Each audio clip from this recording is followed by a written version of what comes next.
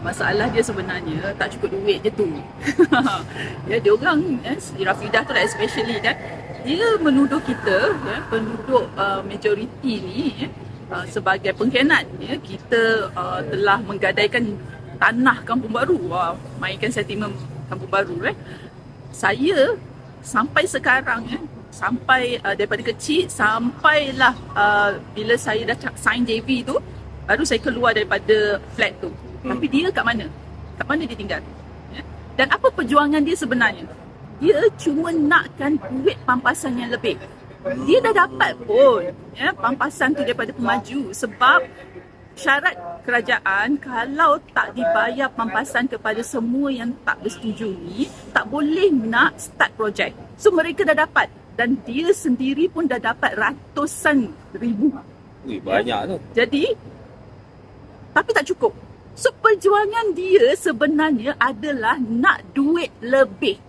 Bukannya mempertahankan tanah dia. Sebab apa? Bila dapat duit, dia pun dah cabut. Tapi kita ni, kami ni, yang majoriti ni, yang sebenarnya yang dia tuduh sebagai pengkhianat, tapi kami ni yang mempertahankan dan nak memajukan tanah Kampung Baru tu.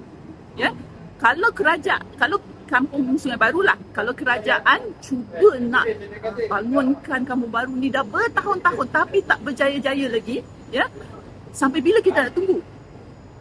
Kalau tengok depan tu, KLCC tu punyalah membangun, dan kita Kampung Baru masih ditakut lama. Kalau kita tengok view, iBird view tu, KL ni, Kampung Baru ni macam saw kan, macam kalau boleh nak lenyapkan. Sebab tak sedap mata memandang dengan semaknya, dengan penagih dadahnya yang ramai. Kalau Edis, kawasan Edis, so kalau boleh nak dilenyapkan. Tapi inilah perjuangan kami, nak bangunkan Kampung Sungai Baru itu.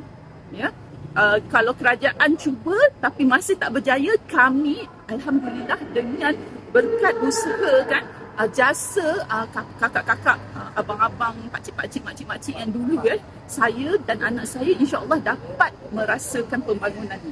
Bukan lagi duduk tinggal di flat yang kotor, yang jijik, yang penuh dengan penagih dadah semua tu kan. Saya membesar kat situ. Kalau nak turun tangga, kita akan lalu penagih dadah tengah hisap pit. Siapa yang nak tinggal dekat situ dan besarkan anak dia dalam situasi macam tu? Si Rafidah tu sendiri pun tak nak. Tu sebabnya dia dah cabut, dia dah tinggal kat tempat lain pun. Tapi bila tengok dah dapat duit tapi tak cukup sebab nak kena bahagikan 10 adik-beradik, so dia datang menyemak balik ke sini. Dan kemudian tuduh kami yang bukan-bukan. Itu yang saya sakit hati tu. Siapa sebenarnya yang memperjuangkan Kampung Baru?